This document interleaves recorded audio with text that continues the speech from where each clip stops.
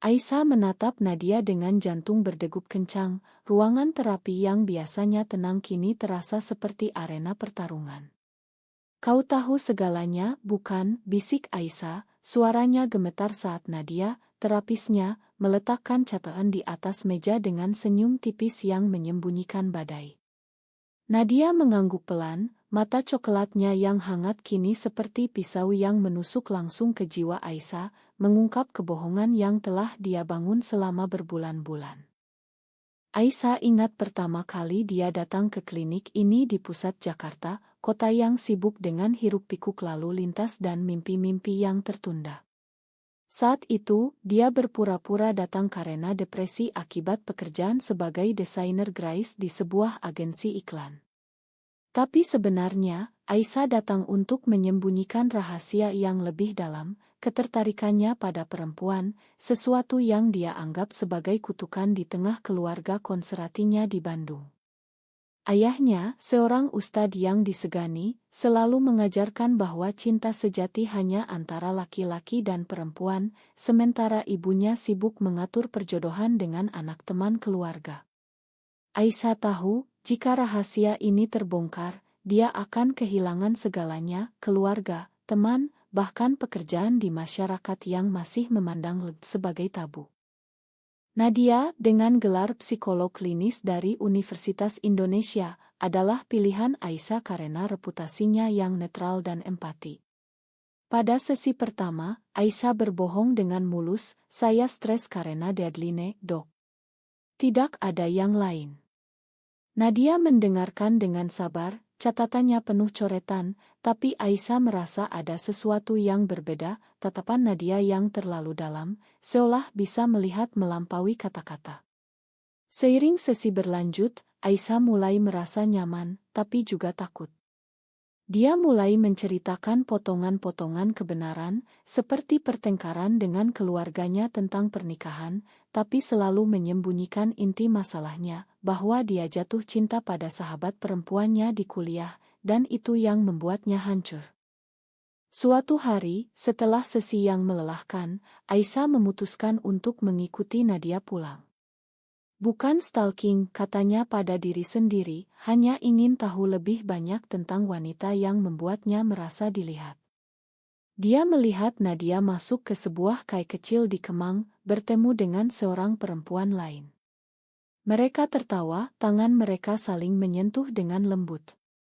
Aisyah terkejut, apakah Nadia juga seperti dirinya? Rasa penasaran berubah menjadi obsesi.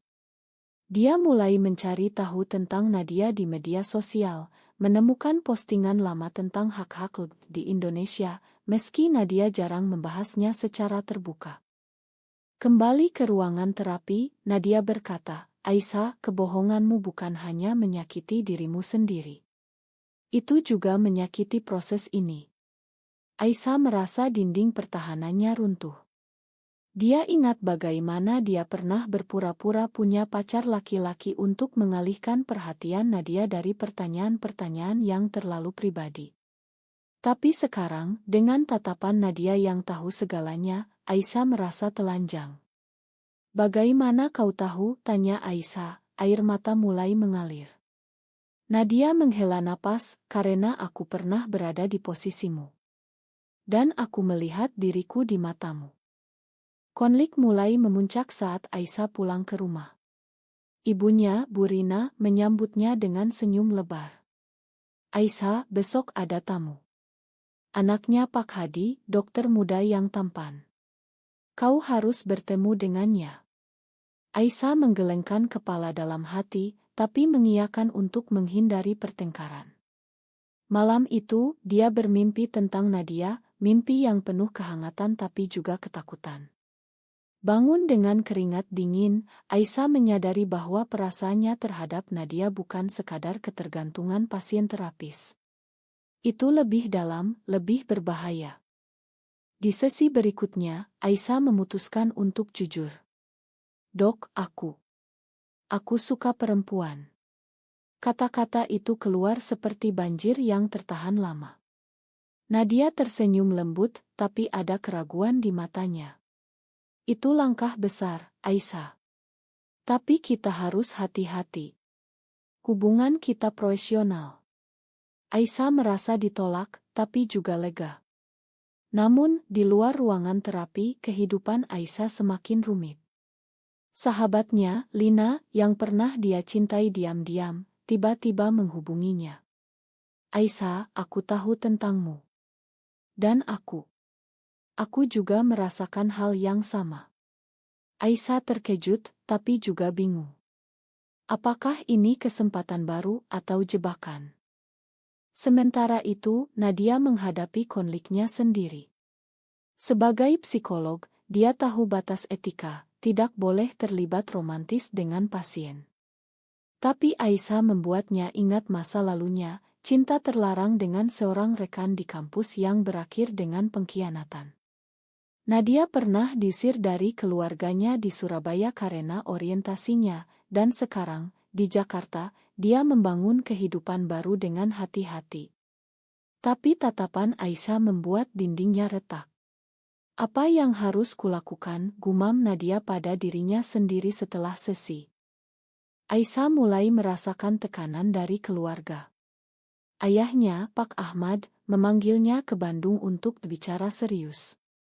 Di sana, di rumah keluarga yang penuh oto-oto kenangan, Pak Ahmad berkata, kau harus menikah, Aisyah. Ini untuk kebaikanmu. Jangan seperti tantemu yang hidup sendirian. Aisyah tahu tante yang dimaksud adalah adik ayahnya yang diam-diam lesbian, tapi tak pernah diakui. Rasa bersalah menyelimuti Aisyah. Dia kembali ke Jakarta dengan hati berat, memutuskan untuk menghentikan sesi dengan Nadia demi menghindari perasaan yang tumbuh.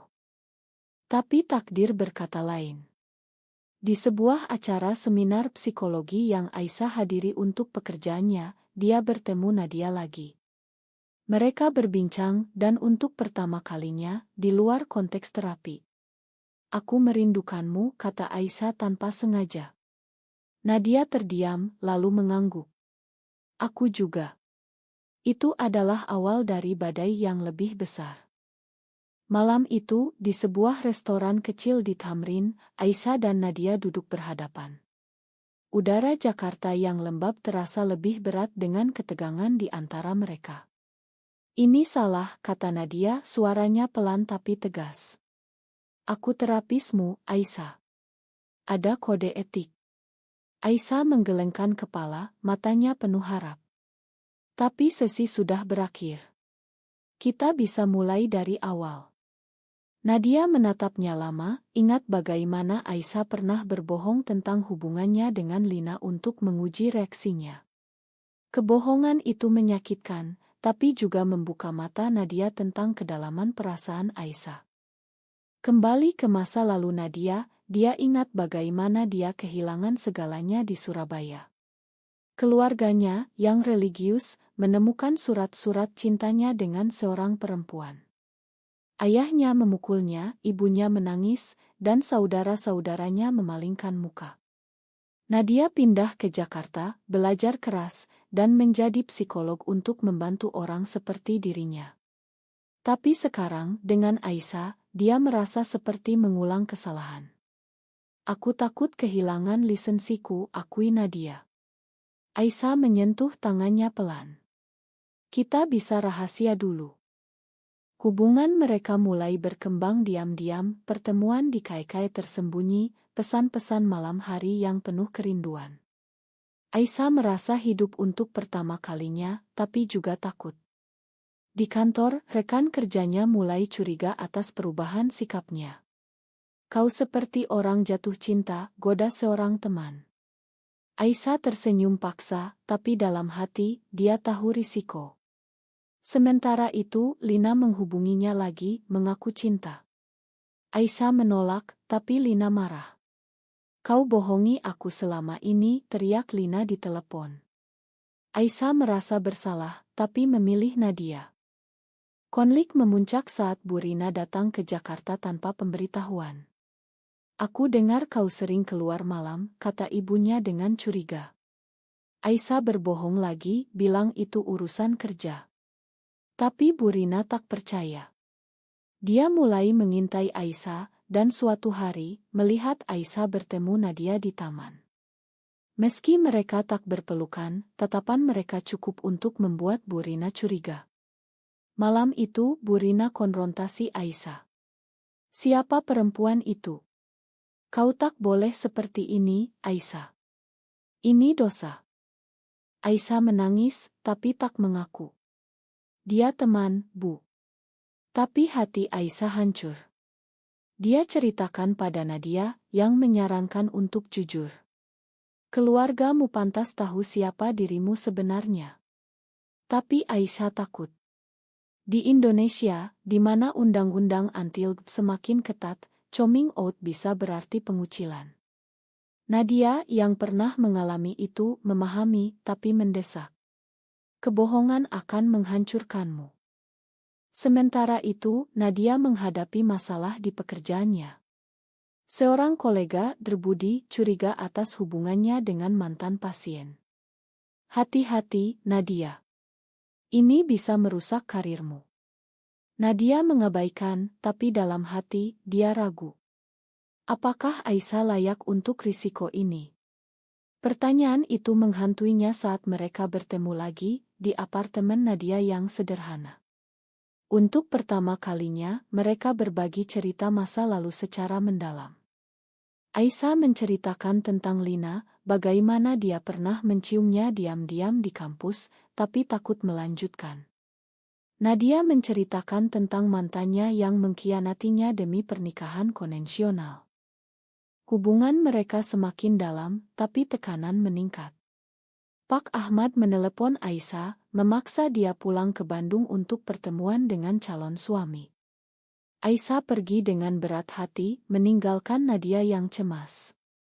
Di Bandung, di rumah keluarga, Aisyah bertemu dengan Aisal, pria tampan tapi membosankan. "Kau cantik, Aisyah. Kita cocok," katanya. Aisyah tersenyum palsu, tapi pikirannya pada Nadia. Malam itu, Lina muncul di rumah Aisyah, marah karena ditolak. "Aku tahu kau dengan perempuan lain. Aku akan bilang pada keluargamu," ancam Lina. Aisyah panik, memohon Lina diam tapi Lina pergi dengan amarah. Aisyah menelepon Nadia, menangis. "Semuanya akan hancur." Nadia menenangkan, "Kita hadapi bersama." Kembali ke Jakarta, Aisyah memutuskan untuk putus dengan Nadia demi melindungi mereka berdua. "Ini terlalu berbahaya," katanya di pertemuan terakhir mereka. Nadia terluka, tapi mengerti. Tapi ingat, Aisyah, hidup dengan kebohongan adalah penjara. Aisyah pergi, hati hancur, tapi yakin itu pilihan benar. Tapi takdir tak setuju. Beberapa hari kemudian, Bu Rina menemukan pesan-pesan di ponsel Aisyah. "Siapa Nadia ini?" tanya ibunya dengan suara gemetar. Aisyah tak bisa bohong lagi. "Dia orang yang kucinta, Bu." Bu Rina terkejut, menangis, dan menelepon Pak Ahmad. Keluarga berkumpul, dan badai dimulai. Ruang keluarga di Bandung terasa seperti pengadilan. Pak Ahmad duduk dengan wajah merah, Bu Rina menangis di sampingnya, sementara saudara Aisyah, Riko, memandangnya dengan kecewa. "Ini tak benar, Aisyah. Kau harus berubah," kata Pak Ahmad tegas. Aisyah berdiri di tengah, air mata mengalir, tapi suaranya mantap. "Ini aku, Ayah. Aku tak bisa ubah." Untuk pertama kalinya, Aisyah merasa bebas, meski tahu konsekuensinya. Nadia, di Jakarta, mendengar berita dari Aisyah melalui pesan singkat. "Keluargaku tahu." Mereka marah. Nadia ingin datang, tapi Aisyah melarang. "Ini urusanku." Nadia merasa tak berdaya, ingat pengalaman serupa.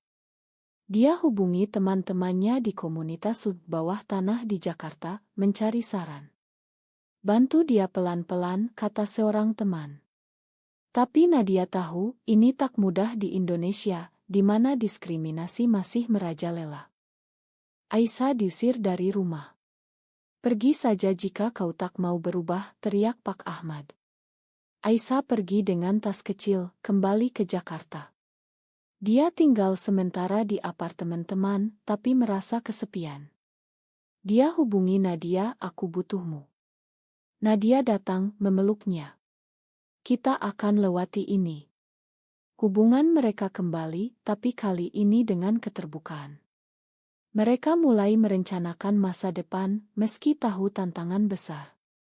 Tapi pengkhianatan datang dari Lina. Lina sakit hati, posting di media sosial tentang Aisyah, tanpa nama tapi cukup jelas bagi yang tahu. Postingan itu viral di kalangan teman kuliah, dan sampai ke rekan kerja Aisyah. Bosnya memanggilnya. "Ini mempengaruhi citra perusahaan. Kami harus mempertimbangkan." Aisyah merasa dunia runtuh. Dia konfrontasi Lina.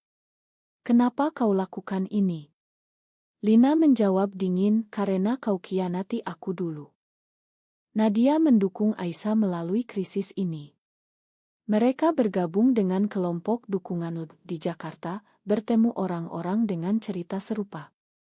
Di sana, Aisyah belajar tentang perjuangan hak-hak, demonstrasi diam-diam melawan diskriminasi. Tapi tekanan tak berhenti.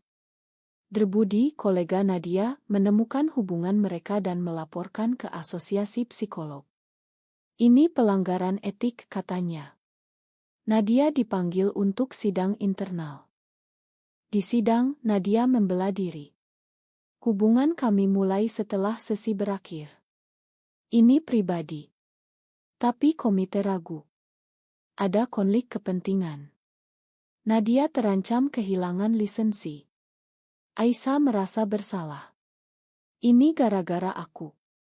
Nadia menggelengkan. "Ini pilihan kita. Kita bayar harganya." Sementara itu, Burina mulai ragu. Dia hubungi Aisyah diam-diam, "Aku khawatir padamu, nak." Aisyah ceritakan tentang Nadia, bagaimana dia membuatnya bahagia. Burina mendengarkan, tapi tak setuju. Ini salah menurut agama. Tapi benih keraguan ditanam.